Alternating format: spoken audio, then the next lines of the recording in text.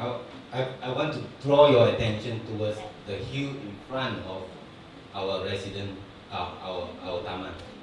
And you can see it's still virgin and very green. But at the back, the other side, it is badly traumatized, denuded, and very destabilized. Human being forgets easily. So I have to show you this video of the Highland Tower collapse in 1993 to let you see the seriousness or the implication of such development. Highland Towers collapse occurs in the Highland Towers of Ulu Klang, and I think it claims 48 victims, including the son of ex-Deputy Prime Minister Dato' Tun Sri. Let's take a quick look at the Highland Tower collapse.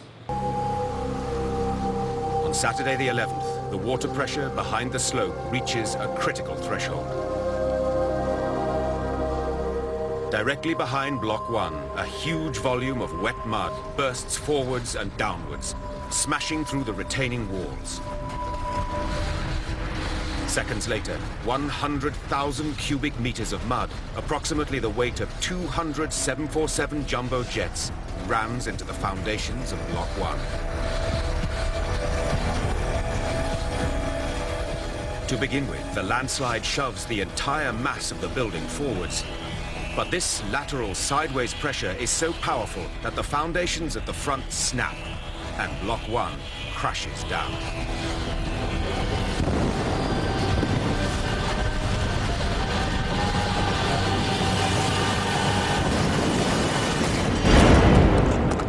If you look closely at the Highland Towers and compare them to the proposed 41 and 47 stories at Paya Terubong, we will be wondering whether we are looking at Highland Tower number 2. Because they share the same common features. They are high blocks of high rise in front of a very steep hill, and the drainage are very poor. Yeah, although there is geotechnical report, these reports are picked by the developer. The residents' main concern is safety. It is safety, safety, and safety. Any proposal that raises the possibility of life being threatened must be viewed with utmost concern. If Highland Towers can collapse, Paya Terubong Towers can also collapse. Some years ago, this dead-end road is actually about 5 to 6 feet lower than the level now. This road is known as level Rambai 1, and it was opened for earthwork without even consulting the nearby residents, although the implication on these residents are very serious. And immediately after that, earthwork commenced. The hill was badly denuded, and as you can see, it's badly destabilized. Take a look at this video recording of the hill after a heavy downpour. If we mess around with nature, it will always bite back. This is what exactly happens right behind our house on the hill. You don't see it, you don't believe it. And what happened? On the bare hill, there was no more grass, no more trees to slow down the torrential flow of mud, the muddy water. The mud flows down the Rambai 1 and into the houses along the road. The road is converted to, as you can see, it's converted to river of Teh Tarik. There was mud everywhere. There were 3 such incidents leading to 3 stop work orders. And the mud flows downstream, down into the flood mitigation pond, just right to our right. The mud settle and accumulate in the pond.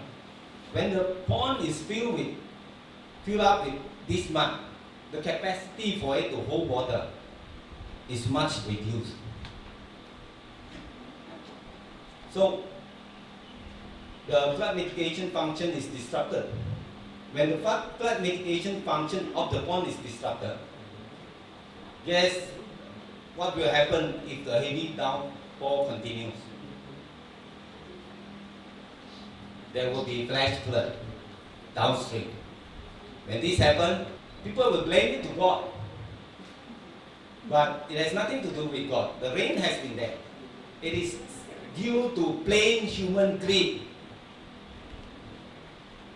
Following the incidents of mud overflow, is there any mitigation work?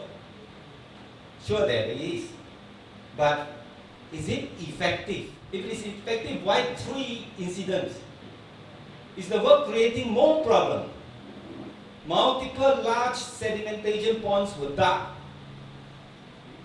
You can see that these ponds hold stagnant water for a long time, allowing mosquitoes to breathe freely. Many residents were down with dengue.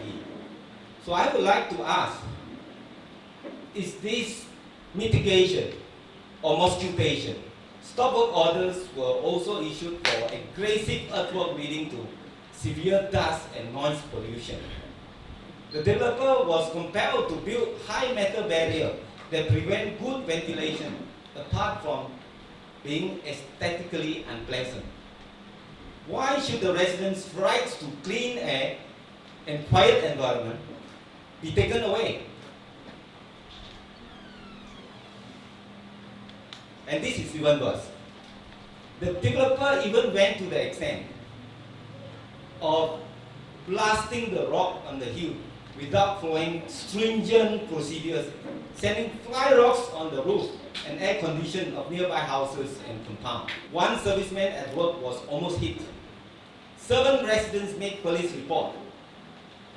And another stop work order was issued. A report was also lodged with MACC because there were indications that the license was issued illegally. Somewhere in July 2015, that's what I can make up, or maybe earlier, our present state government converted Bukit Kukus from a low density development zone to high density development zone. I understand that it is a trade-off for the road that costs 100 million and a piece of land, a part of the land for the road. If that is the case, then we residents become the pawn of the chess, the pawn chess piece. You know, it's win-win situation for the state government and developer, but for the residents, it's all lose. The developer immediately proposed 3 blocks of 47-story and 1 block of 41-story high-rise apartment to replace the approved 3 plus 3-story townhouses. Please note that this upgrading is upgraded by the present government. The previous government approved the 3 plus 3 stories townhouses. Many residents take time off to MPPP to voice out their strong objections. This was followed by a press conference. YB Yeoh was invited. YB Yeoh expressed his support and even highlighted his concern in the State Assembly. In spite of all that had happened and all that had been done, mudslide, flood, illegal rock blasting, multiple stop work orders, objections, press conferences, NDPP ignored the residents' plight and went ahead to approve the proposal without giving any reason. We, the residents, made an appeal to the Board of Appeal. We also approached our Honorable Member of Parliament, YB Ram Kappa, to help and advise. He did a full-scale site visit with us. Our lawyer and Penang Forum representative also volunteered a site visit to see with their own eyes the seriousness of the problem created by the developer. In the meantime, more and more illegal foreign workers set up their tents to squat on the hill. Guess what happened next? On the 7th of August and the following night, 4 burglars broke into 2 houses on 2 consecutive nights. The affected residents, including the children, were tied and gagged. These burglars carted away close to 100,000 ringgit of cash and jewelry. The residents reacted in fear, anxiety, and anger. You know, there was a lot of WhatsApp communication, and I noted that. So I immediately called a meeting between the residents and Sergeant Major Vera is here, and YB Yeoh a few nights after, to attempt to allay the fear and anxiety of the residents. 2 blocks already up, Highland residents. Another 4 blocks to come. 2 blocks of 33 stories, Highland residents were just completed, right behind Taman Julita. Let us take a good look at some of the appalling side effects created by the 2 blocks. Exposed pipelines, metal frames at the back of the Highland residence were aesthetically unsightly. There was no good retention wall. I think YB Ram Kappa saw this with us. And the drainage was grossly inadequate. A long ladder was built just beside Taman Julita to reach the water storage tank at Paya residence. Apart from being unsightly, this ladder provides a good escape route for the burglars. The law requires, this is important, and I hope YB Ram Kappa can do something about this. The law requires the building to be set back by 20 feet. The developer set back by 20 feet from the pillars of the building of Pine Residence. From the pillars.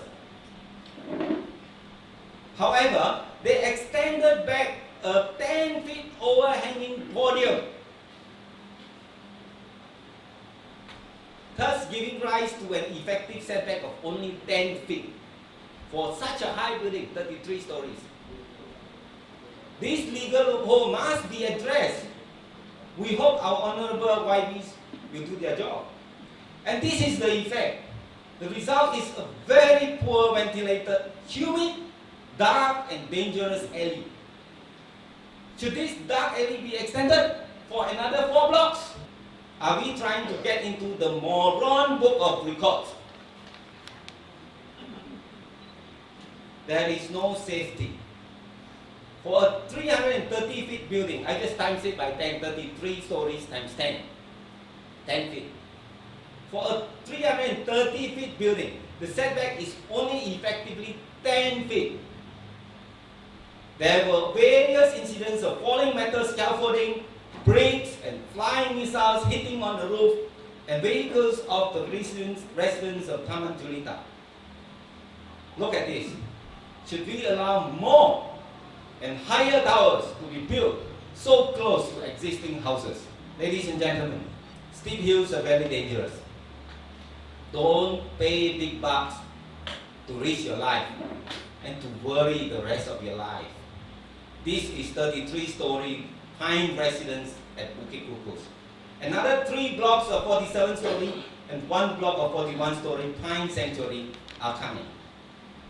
If any of them collapse, ask yourself, how many would die?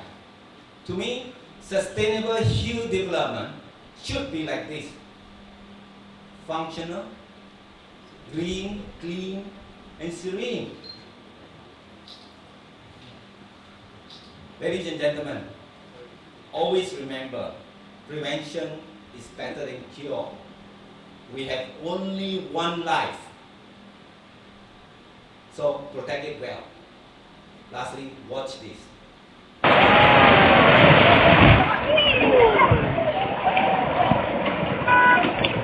Our hills is our green lungs. Please protect it. Ladies and gentlemen, thank you for your kind attention.